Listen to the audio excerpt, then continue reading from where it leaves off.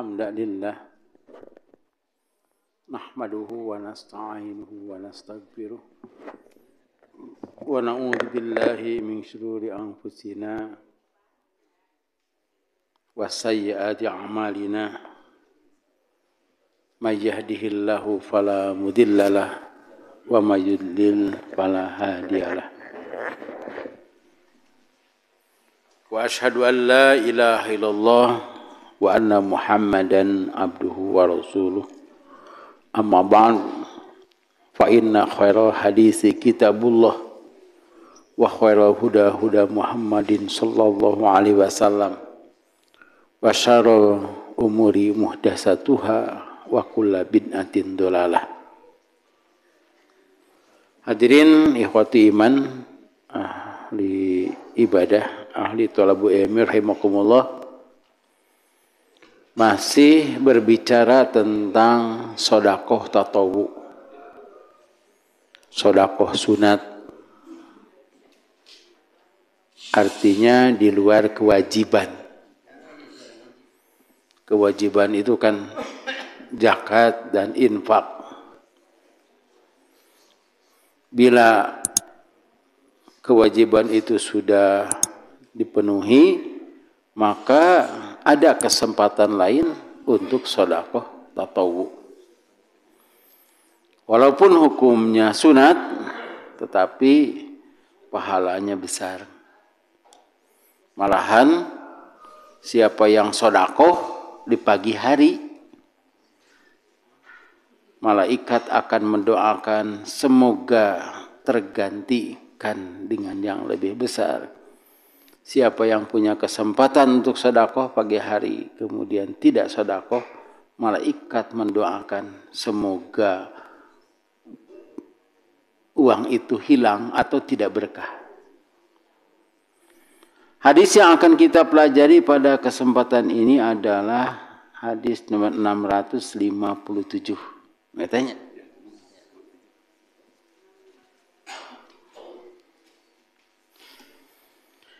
An Abi Sa'idin al-Khudri radhiyallahu anhu qala ja'at Zainabu imra'atu ibni Mas'udin faqalat ya Rasulullah innaka amarta yauma bis sadaqah wa kana indi huliyun li fa aradtu an atasaddaqu bihi faza'ama banu Mas'udin annahu wa waladahu ahaqqu man atasaddaqu bihi alaihim faqala an-nabiyyu sallallahu alaihi wasallam sadaqa banu Mas'udin zawjuki wa waladuki ahaqqu man tasaddaqti bihi alaihim rawahul Bukhari.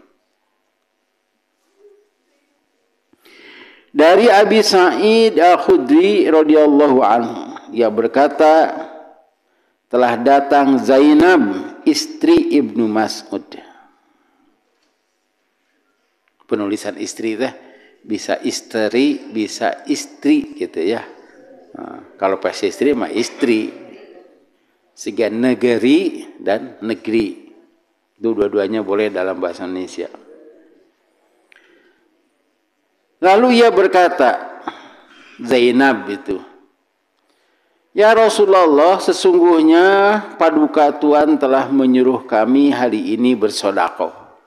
Artinya sedekah sunat.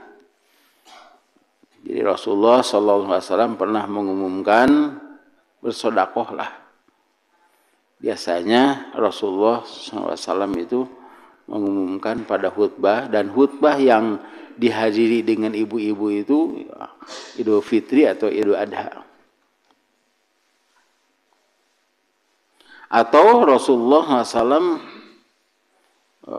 menyuruh untuk bersedekah, terutama kepada kaum ibu, sebab kaum ibu itu dinilai ibadahnya kurang, karena setiap bulan ada saja tidak sholatnya, begitu. Itu dalam sebuah hadis begitu. Karena itu Rasulullah SAW menyuruh bersedekah. Bahkan Rasulullah Shallallahu Alaihi Wasallam menyuruh Bilal untuk membentangkan sorbannya. Nah, tak diurang ayah sok itunya, dialung-alungkeun. Bahkan pada suatu saat itu ibu-ibu dikarenakan tidak membawa uang, yang dilemparkan itu adalah perhiasan. Duka di Arab mah seueur painanya emas pada seueur kena diurang. Ya. Da pulang ti Mekah teh geuningan nu kareuncum. Wah. Nunjuke kikituan. Itu cenah gitu. Oh. Dadah teh kitu atuh. Oh. Berang datang teh.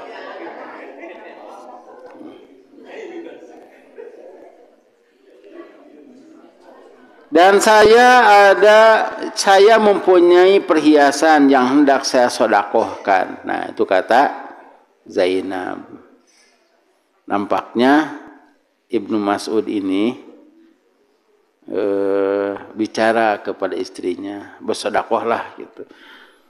Upami perhiasan tong seueur teuing gitu.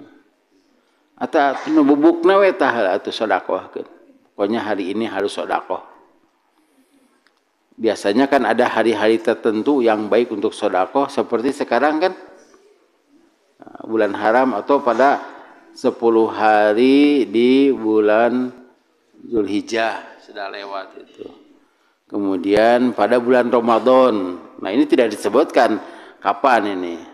Terutama pada bulan Ramadan itu di malam hari 10 terakhir, itu di malam hari, beda dengan siang. Sebab Lailatul Qadar itu malam.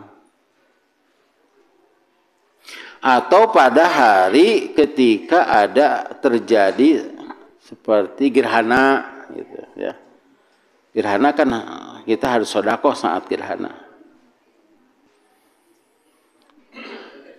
Zainab istri Ibnu Mas'ud ini kemudian lapor. Kata Ibnu Mas'ud atau Ibnu Mas'ud menganggap dia dan anaknya adalah orang yang lebih berhak mendapatkan sedekah. Itu kata Ibnu Mas'ud. Di sini juga harus diketahui bahwa Ibnu Mas'ud itu ustadz atau kurang banyak, atau tidak punya kegiatan, kegiatannya itu hanya mengikuti Rasulullah SAW ketika datang wahyu kemudian dihafalkan. Dan Ibnu Mas'ud itu terkenal dengan suaranya yang bagus. Bahkan ketika di akhir hayat Rasulullah SAW memanggil Ibnu Mas'ud untuk membacakan Quran. Kata Ibnu Mas'ud, bagaimana aku membacakan Quran kepada Tuhan, sedangkan Quran itu diturunkan kepada Tuhan.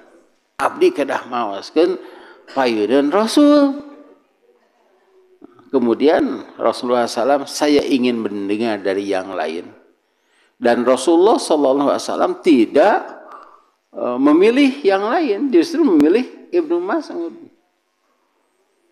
Dan Rasulullah SAW menyuruh untuk membaca surat An-Nisa. Sampai ayat 41 Rasul itu menangis.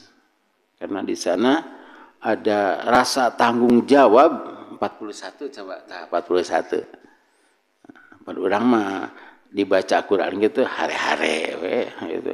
Suga nangis, suga ntenya gitu. Bahkan ada yang dalam sebuah musabaqah tilawah Quran, surahnya bagus, wah emprak, padahal itu mengancam isina teh gitu. Bakatku teu ngarti. Tapi sekarang mah kan ada yang sawer-sawer gitu ya. Nu nyanyi sok disawer, nu maca Quran disawer. Tapi kopehna kedah kieu. Iya, betul. Jadi diasupkeun ka dieu. Jadi disawer we gitu. Kuduna teh bolehlah disawer, tapi tidak sopan, diamplopan atunya gitu. Ngan disawer teh siga dengan alasan, nah cenah biduan oge disawer, kenapa ini tidak disawer? Gitu. Sigana kadinya. Jadi sawer nanti ada dalam risalah bulan Agustus itu. Coba dibaca artinya. Dan bagaimanakah keadaan orang kafir nanti jika kami mendatangkan seorang saksi Rasul dari setiap umat dan kami mendatangkan engkau Muhammad sebagai saksi atas mereka? Ya, itu. Jadi setiap umat itu ada saksinya. Saksinya itu para rasul. Para rasul dan umatnya. Bahkan suatu saat Rasulullah SAW di akhir hayatnya bertanya kepada para sahabat, apakah aku sudah menyampaikan risalah Allah? Kata para sahabat, sudah cukup dan sudah sempurna. Karena itu juga ini jadi dalil tidak boleh berbuat bid'ah, sebab segala yang mendekatkan diri kepada Allah sudah diberitahukan dan sudah diperintahkan, dan segala yang menjauhkan diri dari Allah itu sudah dilarang. Nah, Nabi Muhammad SAW akan menjadi saksi nanti pada hari kiamat. Dan sinilah Rasulullah itu menangis. Menangis itu karena melihat umatnya. Eno bedegong umatnya teh, eno kafir. Nah, itulah hati Rasul sampai begitu. Bahkan sebelum meninggal beliau menyatakan, umatku, bagaimana umatku nanti? Kita sudah bicarakan ya doa Rasulullah geningan. Doa Rasulullah SAW, Allahumma man waliya min amri ummati syai'an fasaqqa alaihim faskuk alaih. Ya Allah, siapapun yang mengurus umatku sedikit pun kemudian dia menyulitkan umatku, maka sulitkanlah dia. Itu karena kecintaan Rasulullah SAW. Hadis yang lain menyebutkan siapa yang berbuat baik kepada umatku, memudahkan umatku, mudahkanlah dia, sampai begitu. Nah, ini jadi saksi. Jadi Rasulullah SAW melihat orang-orang kafir. Di sini kan orang-orang kafir ya. Ya, ada orang kafir. Coba ulangi lagi. Dan bagaimanakah keadaan orang-orang kafir nanti jika kami mendatangkan seorang saksi Rasul dari setiap umat dan kami mendatangkan engkau Muhammad sebagai saksi atas mereka? Jadi kadang-kadang kita karunya kanu kafir teh ayeuna mah henteu pika keheuleuan ayeuna mah.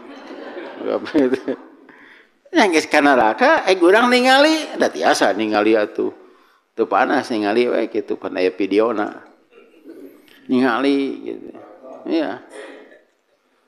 Saya pernah melihat video orang yang dikremasi dulu, bukan sekarang. Dulu sebab saya punya teman tukang fotografer. Gitu. Da eta mah Pak nguliatna disaksian ku anakku incu pamajikan ningali gitu. Sedih atuh ningali ente kitu. Nya keur geus geuring saumur-umur terus diduruk Pak. Pun ayeuna aya keneh. Ayeuna mah teh asupkeun we kitu. Kun kana guci. Nah itu ya. Jadi di sini Ibnu Mas'ud disuruh untuk membaca Quran. Nah di sini juga dapat diketahui kegiatan Ibnu Mas'ud itu baca Quran. Dan memang Ibnu Mas'ud itu orangnya rajin ya. Kemudian dalam sejarah itu ada yang menyatakan termasuk berkulit gelap. Tapi poek teuing kan aya nu gelap pisannya gitu. Dan dia itu orangnya ceking, kurus pisan gitu. Sering dihina oleh para sahabat. Mun kelumpat teh, mun cik urang kade potong katewal lah gitu. Gak nyere lah gitu. Suatu saat Ibnu Mas'ud itu disuruh ngalakorma oleh Rasul. Jadi para Rasul itu sok diabring-abring kepada sahabat, terutama sahabat-sahabat yang kecil ya, seperti Ibnu Umar gitu, Ibnu Abbas. Sebab pilih ayat Quran yang turun ini nanti terlewat bagaimana ini dihafalkan. Lewat ke kebun kurma, ya kurmanya kurma Rasul kadinya. Naik cenah Ibnu Mas'ud. Ibnu Mas'ud tidak membantah, tapi dalam hatinya, aduh, Ya kudu naik gitu. Mengapa tidak menyuruh orang lain? Ibnu Mas'ud naik. Kan karena tangkal korma mah teh siga tangkal kalapa. Tangkal kalapa mah si pelepahna teh jatuh. Korma mah tidak. Jadi harus dikitu we. Dikitakan aja. Tah, ini si pelepahnya ini kalau dipotong ini jadi mengeras. Jadi pokoknya mah teu mulus naik tereke kitu. Atuh diseungseurikeun teh Ibnu Mas'ud teh. Cek urang mah sinaon lah gitu tah. Nya seungseurikeun. Pokoknya fisiknya beda dengan yang lain. Ibnu Mas'ud malu setelah kurmanya itu diberikan kepada Rasulullah SAW. Rasulullah bicara begini. Abdullahi asqalu syai'in fil mizani min Uhud. Abdullah maksudnya Ibnu Mas'ud ya, namanya Abdullah. Abdullah bin Mas'ud ini adalah orang yang paling besar timbangan kebaikannya, lebih besar daripada gunung Uhud. Kenapa? Ibnu Mas'ud berakhlak baik. Di sini juga menggambarkan bahwa akhlak yang baik itu menjadi penentu, penyempurna dari ibadah-ibadah yang lain. Jadi tidak ada pahala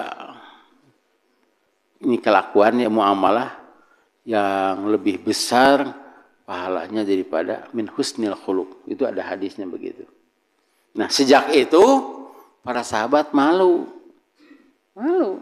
Dia Rasul tuh tong kitu, tante gitu Rasul dakwahnya teh. Ngahaja. Ya, setelah itu baru Rasulullah menyatakan.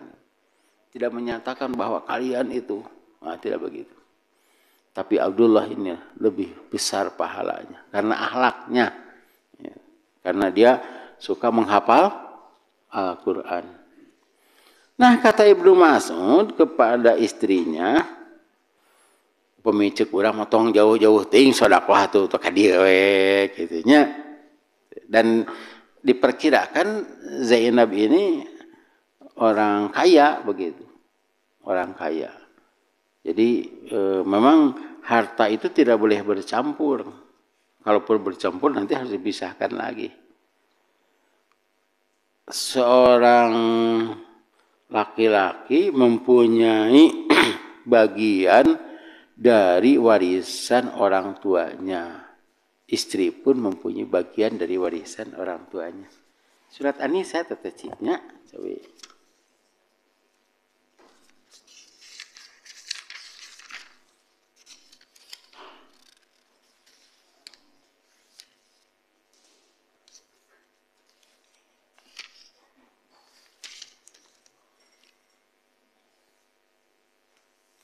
Ayat 7. Coba dilihat. Bagi laki-laki ada hak bagian dari harta peninggalan kedua orang tua dan kerabatnya. Dan bagi perempuan ada hak bagian pula dari harta peninggalan kedua orang tua dan kerabatnya, baik sedikit atau banyak menurut bagian yang telah ditetapkan. Nah, ini menjadi dasar ayat ini bahwa kita harus memberi tanda atau nyirian itu usaha harta teh. Itu kan? Sini. Jadi laki-laki mempunyai bagian yang ditinggalkan oleh orang tua atau karena kerabatnya itu karena dia mendapatkan waris ini bab waris dari ayahnya atau bab waris dari mendapat waris dari saudaranya. Demikian juga perempuan. Sehingga ada kemungkinan seorang perempuan yang mendapatkan warisan berupa rumah dari orang tuanya, kemudian menikah dan suaminya tinggal di rumah itu. Nah, ketika istrinya meninggal, ini yang harus diwariskan. Dan ketika suaminya meninggal, maka rumah itu tidak boleh diwariskan sebab itu milik istri. Dan maaf ya, laki-laki seperti ini jangan sekali-kali menyakiti istri. Komo jeung selingkuh mah. Iya. Kata istrinya, boleh silahkan. pergi dari sini, ini rumah saya.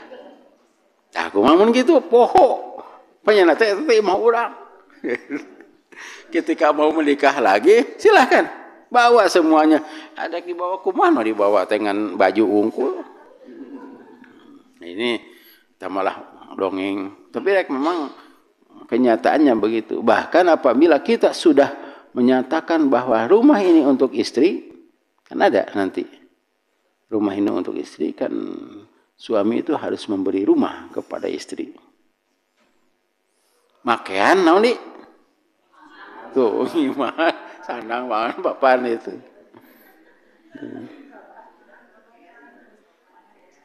Iya. Dan apabila sudah begitu, kecuali si suami itu mempunyai rumah banyak, dan baik cenah istri dia tidak aya keneh tah. Sama ibu-ibu yang harus hati-hati, jangan sampai menyakiti. Dari kegiatan Ibnu Mas'ud ini yang mendapatkan perhatian dari Rasulullah SAW, dilapor Zainab teh saur Ibnu Mas'ud mah cenah ieu langkung sae ka anjeunna sareng ka putrana. Kata Nabi SAW, sodako Ibnu Mas'ud. Ibnu Mas'ud benar. Ngan sakitu mun urang mah ibu-ibu protes di kieu cenah Pak Ustaz ieu teh. Hayo we. Jadi kalau banyak bicara itu ingin menghindar sebetulnya. Da ieu teh nu abdi itu ti sepuh abdi gitu. Jadi banyak alasan lah. Tapi kalau zaman Rasulullah para sahabat tidak banyak alasan. Dikitukeun teh. Sudah. Kata Rasulullah, suamimu dan anakmu orang-orang yang lebih berhak engkau beri sedekah kepadanya. Dan di sini juga menunjukkan bahwa Rasulullah Shallallahu Alaihi Wasallam menyuruh sedekah itu bukan untuk dirinya, kan haram dirinya mah kayak di sini. Haram menerima sedekah itu, kecuali menerima hadiah. Itu sudah kita bahas belumnya? Belum. Nanti ada bab membagi zakat. Pokoknya sedekah tidak tentukan kudu ka dieu henteu. Itu siga ajengan di Cipatat waktu kurban depan gitu. Kira-kira diterima mah kurban teh? Luka atuh cenah Pak Kiai. Kudu kumaha? Ada kudu dititipkeun lagi cenah kudu amanat. Kudu kumaha atuh nya kade ka mamakeun we cenah. Gitu. Jadi mencet domba teh. Amang batur geus seep atuh da ieu mah sabulan aya keneh. Karena teh, jadi segala sesuatu teh keajengan we, ka ustad we gitu, sedekah teh. Gitu. Tak kira ustad Ibnu Mas'ud teh. Jadi jangan ustad nu jauh, nu deket we teh, jaba suami, jaba ustad. Dan ini barangkali Zainab memikirkan seharusnya suami yang memberi kepada istri kan gitunya. Ibu-ibu sok sedekah ka suami tidak? Ini menaros we kitu nya pada ya kasus. Kade sedekahnya sedekah harta, pernah sedekah eta mah beda deui atuh. Eta ge sedekah, da teu kenging sedekah eta mah ka batur. Halus kepada suami, ieu mah sedekah harta gitu. Sugan masihan naon we gitu. Wah. Kalau ngerokok mah makruh. Jadi istri itu kukumpul ayah gitu. Terus melihat suami itunya, karena istrinya sudah belanja 3 kali atuh beli baju teh. Suaminya eta keneh gitu. Ulah jangan begini, Pak, cara meser acuk kadikeun artosna. Di mana nilai sedekahnya tidak ada. Saya mah, Mama, di mana kaungan artos? Da bapak mah teu masihan. Ieu mah menang kumpul kangnya bapak kang ka masjid tuh. Kan eta teh hade pisan ieu teh. Iya. Tibatan kata tangga betak curiga sok. Kata tangga ieu kaya ka masjid cenah piragonya gitu. Kemudian kepada anak, melihat anak itu. Dikarenakan dana dari suami tidak ada, anak itu memerlukan pakaian gitu. Ya sedekah. Murah kan Pakaian tuh ada yang murah, ada yang mahalnya. Jangan segala sesuatu dari suami. Dan Ibnu Mas'ud ini walaupun kurusnya, itu Abu Jahal teh dipencit teh ke Ibnu Mas'ud. Ande itu teh. Abu Jahal ke Ibnu Mas'ud dikepung eta teh ku tiluan, ku barudak kepungna oge. Cenah Abu Jahal gitu. Malahan mah dalam sejarah itu entah benar atau tidak, si kepala Abu Jahal teh dicana ka Rasul. Ieu cenah talian tah ieu cenah. Ieu Rasul itu sebagainya minangka naon gitulah. Kareueus di Rasul teh paningali kitu teh nya cenah kumpul balikeun ka itu kubur di Badar itu.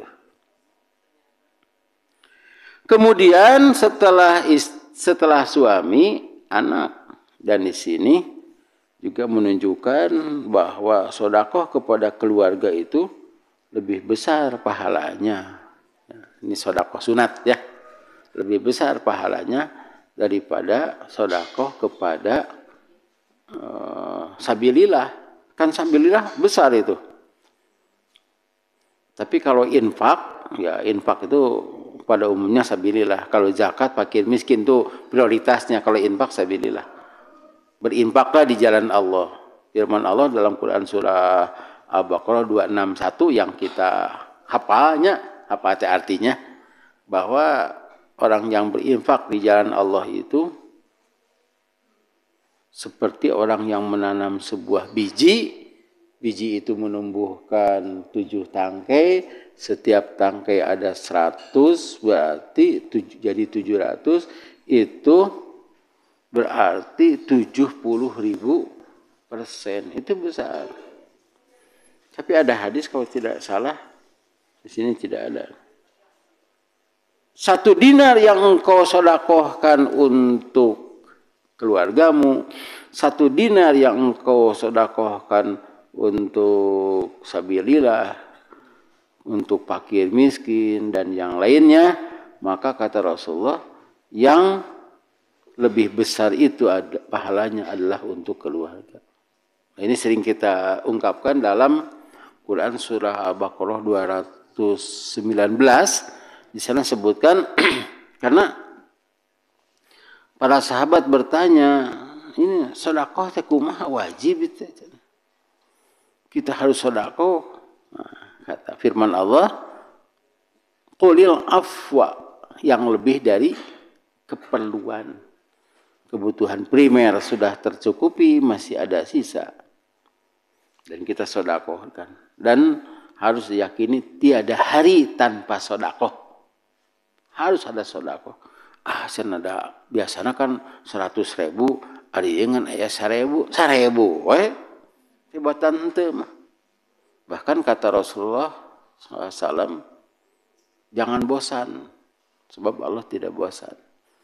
Jangan sedekah yang dicintai itu yang sedikit. Sedikit tuh diukurnya dari yang kita miliki. Sedikit tetapi rutin. Sebab kalau sedekah besar, ngan sakali-kalina ingat wae.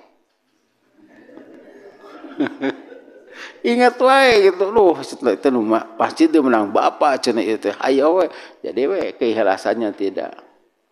Tapi kalau sedekahnya 10.000, suruh panitia teh bari ngau kwitansi, wah moal cenah atuh. 10.000 ngau kwitansinya gitu. Tapi mayang itu dan di mana-mana itu tidak bisa dilacak oleh ahli waris. Kalau yang besar kemudian ahli waris tahu jeung eta-etana itu bisa dilacak. Bahkan di Sumedang pan dijual masjid deh. Masjid ini akan dijual. Abdi teh salat didinya, suruh rencangan teh sah henteu? Sah, teh salat nama. Waktu ditanyakan kepada orang di sana, ieu teh cenah komplek teh nu Pak Haji. Kalebet masjidna bade diica ku keluargana jeung masjid. Seharusnya masjidnya dipisahkan dulu. Kan ya di Kebon Lega ge jeung pasantren dijual sekarang jadi komplek.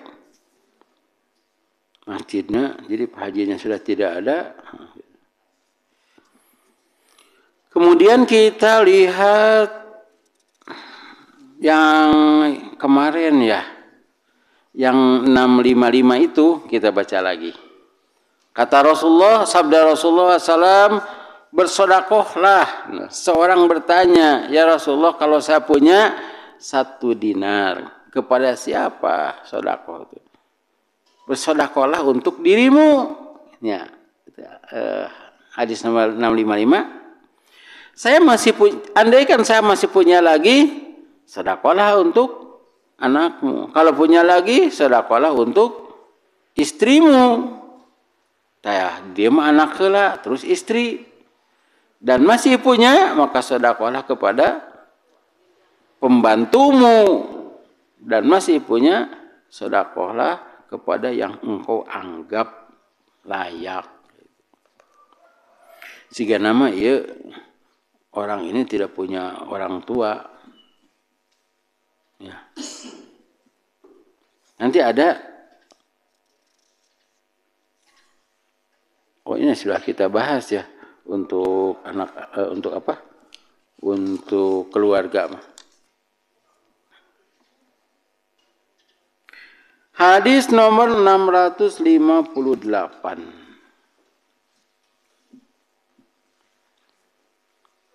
An Ibnu Umar radhiyallahu anhu maqal qala Rasulullah sallallahu alaihi wasallam la yazalu rajulu yas'alun nasa hatta ya'tiya yaumil qiyamati wa laisa fi wajhihi muz'atu lahmin muttafaqun alaih.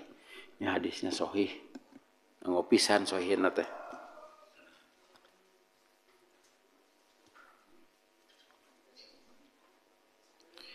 Dari Ibnu Umar radhiyallahu anhuma qala katanya, qala Rasulullah sallallahu alaihi wasallam, telah bersabda Rasulullah sallam, la yazalu rajulu, seseorang yang mempunyai profesi meminta kepada orang gitu. Jadi selalu ya, selalu minta kepada orang. Bahkan jadi profesi. Hatta ya'tiya yaumil qiyamati, hingga datang pada hari kiamat. Walaisa fi wajhihi muz'atul lahmin, di wajahnya tidak ada sedikit pun daging. Jadi waktu kiamat teh si manehna teh dagingan nu si wajahna teh. Nih. Eta teh geus teu era. Pan di urang mah mun eueuh ka era teh kanal kulit banget gitu. Tapi dina hadis mah sabalikna, eueuh kulitan. Wah, teu aya dagingan. Sigana kulitna mah aya teh. Dagingna teu aya teh. Di sini juga dapat kita pahami bahwa jangan dijadikan profesi. Kalau meminta itu sesuai dengan kebutuhan. Itu juga harus kepada orang yang layak untuk diminta. Di sini juga menunjukkan bahwa umat Nabi Muhammad itu jangan punya profesi meminta-minta. Dan meminta-minta di kita itu, iya, penghasilannya lebih banyak daripada orang yang bekerja di atas UMR. Bahkan kemarin yang viral itu apa? Ya ada ya. Pagi-paginya, siangnya dia mempunyai keterbatasan fisik, dimanfaatkan oleh dia untuk meminta-minta. Pagi-pagi sampai siang, malam nate, Kak? Oke, gitu. Pan pika sebeleun eta teh. Jadi mempunyai keterbatasan fisik teh gitu, beda fisik teh dimanfaatkan, sok karunya urang ogenya gitu. Pan anu minta kieu we gitu, ku kenca kieu gitu. Narima ku kenca, daun alun kapungkul masa asem kuring keur budak. Nah, tuh geuning apa? Kalangkungnya mayureun Masjid Agungnya. Ieu mah henteu sangeuna kitu. Eta dibere ku kenca, tong ku kenca atuh sing sopan. Da teu bisa kitu cenah teh. Nu katuhu mah teu bisa kitu, cenah ku kenca we gitu. Jadi nyapohoeun Sing sopan cenah tuh. Nah, jadi banyak yang menipu. Kemudian di apa? Di Buah Batu ya, bebas Buah Batu itu kalau lagi macet dulu itu. Aya budak teh make lepis kitu we ngangsal deui sukuna teh. Nilep jeung cilep. Beres mah eta sukuna teh. Bakat kubegang di kitu. Sigan teu boga suku pada aya. Di Arab juga ada gitu tah perempuan gitunya. Ya, siga nu dipotong leungeunna gitu pada kitu. Sim kuring mah bisa leuneun badag gitu. Ieu mah kitu. Tak sok dipencet gitu tah. Pencet aya keneh leungeunna teh. Itu sudah profesi. Bahkan nah, saya ulangi lagi di Sukajadi mah orang yang baramain teh jadi profesinya di mana tah? Ganti baju nate di piadeg. Pak Haji Husein mah kan Haji Husein yang membangun itu piadeg apa? Turun tidak angkot asup kadinya ka zaman masjid piadeg ganti pakai baju dinas. Itu menyebar. Kemudian pernah diwawancara ngangkat ceplosan mainnya teh duka ceplosan gitu. Kasihannya cara makannya gimana? Ternyata rumahnya bagus. Da anak teh harita teh keur aya party di McD. Ibu-ibu jangan kaget, istrinya 2. Eleh bapak-bapak di DG. Nah gitu. Betul, coba saja kita hitungnya sekarang ya. Di perapatan Buah Batu. Saya kan pernah mengumpulkan anak jalanan. Tahun berapa itu? Di pesantren, kumpulkan. Saya bekerja sama, sebetulnya itu bahtera gitulah. Bekerja sama dengan pesantren, dikumpulkan, dididik, mereka itu diberi pakaian yang layak. Ada 18 mah gitu. Dinya. Bahkan saya jamin silakan masuk pesantren, tidak usah bayar. Masuk asrama, nanti kami yang akan memberi makan. Nu hayangeun. Setelah beres pendidikan itu diberikan kepada orang tuanya, di luar dugaan orang tuanya nagih ke pesantren. Sebab kami selama anak-anak di pesantren kami tidak punya penghasilan. Ternyata mereka dieksploitasi, dimanfaatkan untuk mencari nafkah. Gitu. Kemudian ada yang diwawancarai satu itu teh perapatan teh kan dia lampu merah ya. Seberapa menit itu teh. Nah, ini di bebas katanya. 1 menit kira-kira 2 menit lah. 2 menit dapat 1.000 2 menit teh atau 1 menit 1.000. Kan ada yang beli, ada yang tidak ya. 1.000 1 menit. Kalau 1 menit 1.000 sajam 60.000. Kalau 10 jam 600.000. Kalau kita teu aya nu ngasih 100 ayeuna mah minimal 500 orang teh era tuh. Ya. Hah? 1.000. Jadi teu sadayana masihan kan? 1.000 bukan 1 menit, dalam 2 menit atau 4 menit kan lampu merah gitu. 600.000 Pak sehari.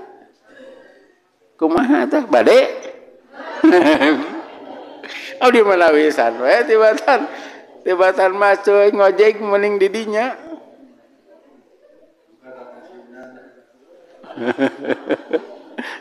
Nah, karena itu harus tahu hadis ini. Ya, harus tahu. Leung anu make eta mah si pengamen teh, ieu mah teu make modal pisan kitu atuh. Teu make modal pisan. Itu yang paling banyak sekarang di perapatan itu tuh bebas yang ke jalan tol itu. Tuh Pasir Koja.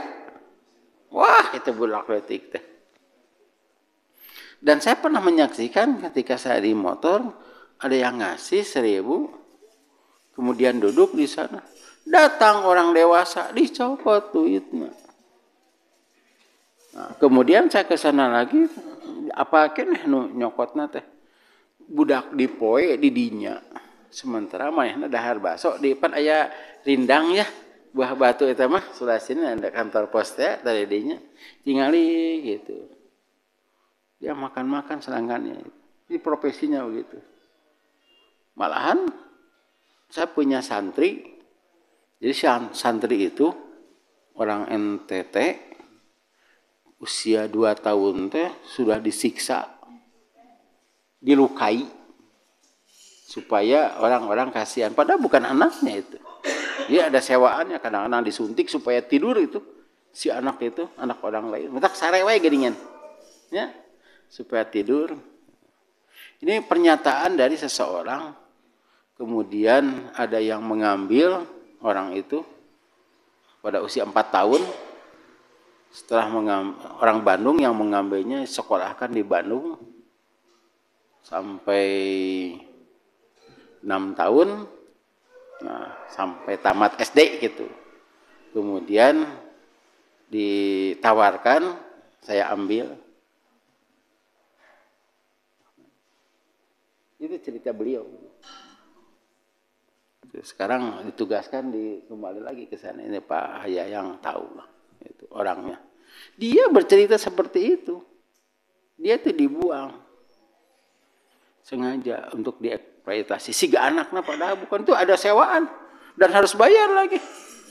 Namarukan badut-badut kita tete nyewa sebaraha sehari. Oh. Abdi itu kada percaya.